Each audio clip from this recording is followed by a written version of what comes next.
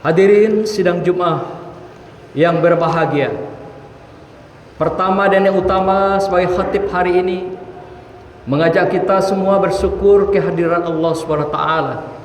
Sebagai hamba Allah, sepantasnya kita mensyukuri setiap tarikan napas dan langkah yang kita jalani dalam kehidupan. Sebagai wujud syukur kita, marilah kita mantapkan kualitas iman dan takwa kita kepada Allah SWT dengan sesungguhnya melaksanakan apa yang diperintahkan Allah dalam kehidupan kita dan meninggalkan segala apa yang dilarang kita jalani di dalam kehidupan ini. Selanjutnya salawat dan salam mari kita sampaikan kepada junjungan kita, junjungan alam, Muhammad Rasulullah Sallallahu Alaihi Wasallam, yang telah memberikan jalan keselamatan, uswah, dan kita harapkan akan mendapatkan wasilahnya, akan mendapatkan syafaatnya, di mana kelak tidak ada pertolongan satu makhluk pun kecuali pertolongan Allah SWT dan syafaat Rasulullah Sallallahu Alaihi Wasallam di yaumil qiyamah. Hadirin yang berbahagia, izinkan kami pada kesempatan berbahagia ini menyampaikan khutbah yang singkat dengan tema waspada terhadap amanat. Hari ini kita merasakan betapa terjadi kehidupan dunia kita, bangsa kita, masyarakat kita yang paradoks, bertentangan. Satu sisi kita merasakan betapa kesejahteraan dan juga kebahagiaan telah dirasakan oleh sebagian orang, tetapi tidak sedikit juga merasakan betapa kesejahteraan dan kebahagiaan itu jauh dari kehidupan. Inilah fenomena yang kita hadapi dalam kehidupan hari ini, yang tidak terbantahkan dari keadaan-keadaan masyarakat bangsa kita di tengah globalisasi yang melanda kehidupan kebangsaan dan kenegaraan kita. Rasulullah pernah ditanya oleh sahabat, "Ya Rasulullah, apa yang engkau takutkan nanti ketika engkau sudah tiada dalam kehidupan? Apa yang engkau takutkan nanti terhadap umatmu pada satu saat ketika mereka hidup di belakangmu?" Rasulullah mengatakan dalam hadisnya yang diriwayatkan oleh Imam Ahmad, "Inna akhwapa ma akhwapu alaikum al-munafiqul alimu al-lisan." Yang aku takutkan sesungguhnya adalah aku takut atas kalian semua adalah ketika kalian sesudahku kelak menjadi orang-orang yang hianat, menjadi orang-orang yang munafik, yang hanya pandai berbahasa, berbicara dengan indah, tetapi jauh dari wujud kenyataan yang sebenarnya. Inilah jawaban Rasulullah dalam hadis yang disampaikan kepada sahabat yang bertanya ketika tentang kekhawatiran yang akan dialami Rasulullah dalam kehidupannya. Hadirin berbahagia, amanat yang menjadi tekanan pembicaraan kita ini menurut para pakar adalah seperti misalnya Ibnu Taimiyah mengatakan dalam kitabnya Majmul Fatwa, al-amanah ta'umu jami'a waza'ibid din wal ummah bil am. Amanat adalah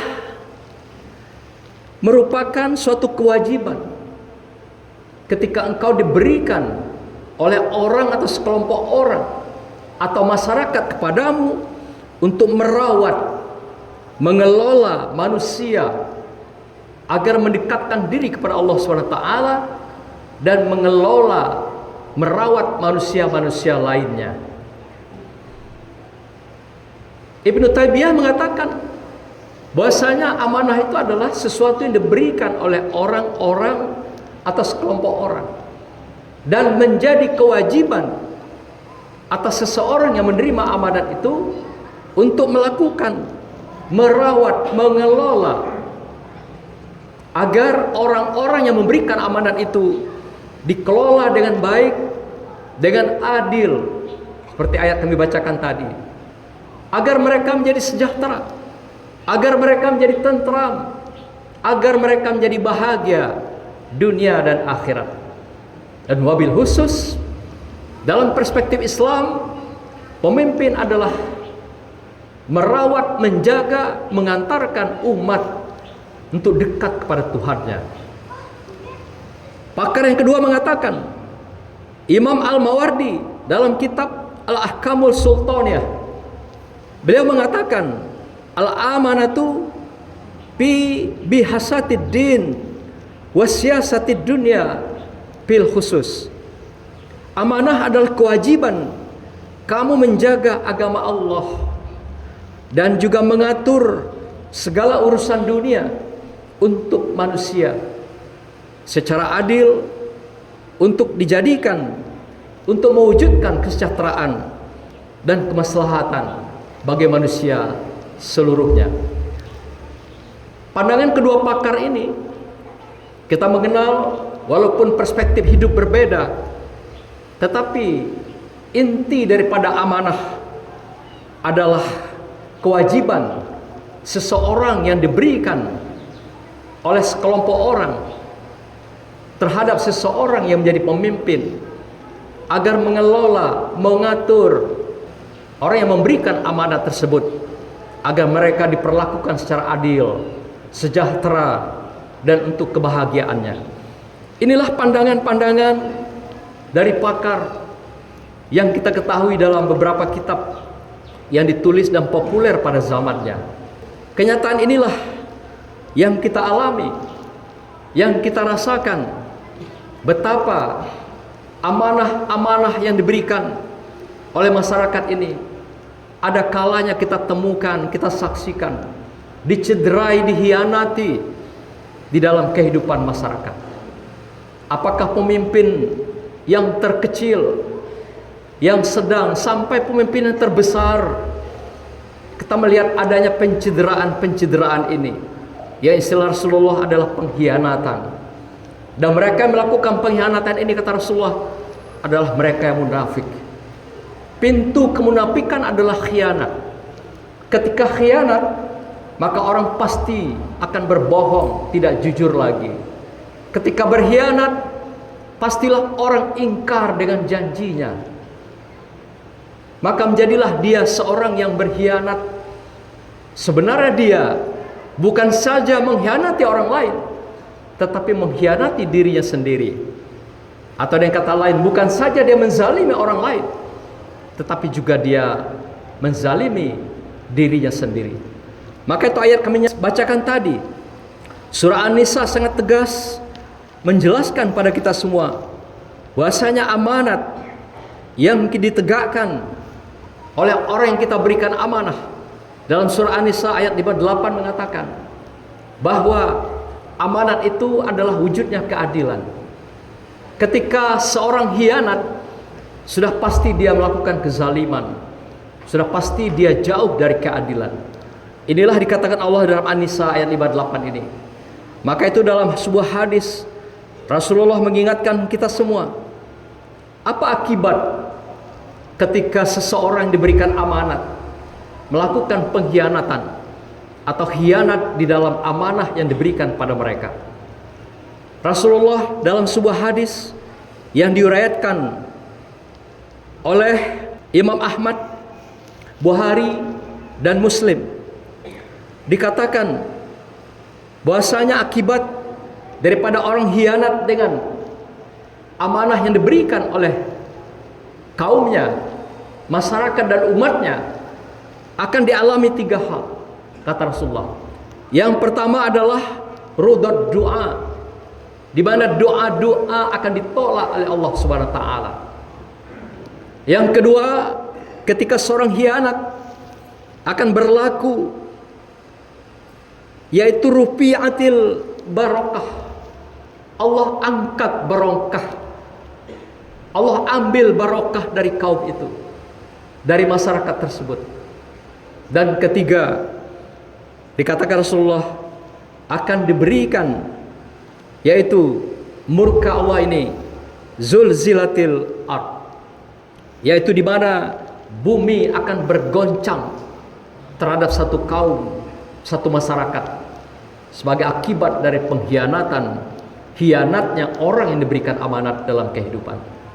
Bumi pun berbicara, diperintahkan Allah berbicara, bergoncang dengan caranya. Apakah dengan banjir, apakah dengan angin, apakah dengan gempa. Inilah cara-cara Allah mengingatkan bumi, beri goncangan kepada orang-orang yang hianat terhadap kaumnya. Dan ini telah ditunjukkan seperti bangsa Sabah yang begitu makmur, adil, sehingga dikatakan masyarakat yang barokah, thayyiban, walaupun ghafur. Tapi mereka hianat kepada Allah, hianat kepada kaumnya, maka dihancurkan oleh Allah SWT pada marnaha tadbira. Dihancurkan sehancur-hancurnya kaum Sabah akibat pengkhianatan mereka kepada Allah dan pengkhianatan atas janji mereka yang telah diikrarkan kepada kaumnya. Maka itu dalam surah Al-Maidah ayat 1, Allah mewajibkan amanat itu pada orang yang diberikan amanat, menegakkannya secara adil. Allah katakan, ya ayyuhallazina amanu aufu bil uqud. Hai orang-orang yang beriman, penuhilah janji-janjimu. Jangan kamu berkhianat atas akad dan sumpah yang telah melekat atas dirimu sebagai amanah yang telah diberikan oleh masyarakat kepadamu. Inilah perintah Allah. At-Tabari dalam tafsirnya mengatakan bahwasanya perintah ini sifatnya wajib ditegakkan oleh seorang yang menerima amanat dari orang yang memberikan amanat, dari kaumnya, dari masyarakatnya. Dan apabila orang-orang yang diberikan amanat ini ingkar, hianat atas amanat yang diberikan, maka Allah akan murka dan Allah akan berikan wujud kemurkaannya itu berbagai macam, apakah musibah dan berbagai hal sebagai pengingat bagi kita semua. Kullukum ra'in wa kullukum mas'ulun ar-ra'iyatih. Setiap kamu adalah pemimpin, artinya ada amanat dalam diri kita. Siapa saja diri kita yang hianat, maka Allah akan tunjukkan murkanya itu dalam kehidupan kita. Allah ingatkan, walau anna ahlal qura amanu wattaqau la fatahna alaihim barakatim minas samai wal ard. Sekiranya penduduk suatu negeri beriman, bertakwa kepada Allah, memegang teguh amanat, memegang teguh janji, tidak munafik, tidak khianat, Allah akan turunkan barokahnya dari langit dan juga ditimbulkan oleh Allah dari buminya Allah. Inilah hadirin berbahagia pesan-pesan singkat khutbah kita pada hari ini. Insya Allah kita semua secara pribadi, secara kelompok, dan orang-orang yang diamanahkan oleh masyarakat, oleh umat, kira kita bisa dapat memegang amanah ini dengan baik dalam keluarga, dalam masyarakat, agar Allah mencintai kita. Allah cinta kita, maka Allah berikan nikmat yang banyak, Allah berikan anugerah yang banyak. Semoga kita tetap istiqomah dalam amanah yang Allah berikan pada kita semua sampai kita diakhiri dalam kehidupan yang fana ini. A'udzubillahi minasyaitonirrajim. Bismillahirrahmanirrahim. Wal asri innal insana lafi khusr illal ladzina amanu wa 'amilus solihati wa tawassaw bil haqq wa tawassaw bis sabr. Barakallahu li wa lakum fil Qur'anil azim wa nafa'ani wa iyyakum bima fi minal ayati wa zikril hakim wa taqabbala minni wa minkum tilawatahu innahu was-samiul alim. Aqulu qawli hadza wa astaghfiruhu innahu huwal ghafurur rahim.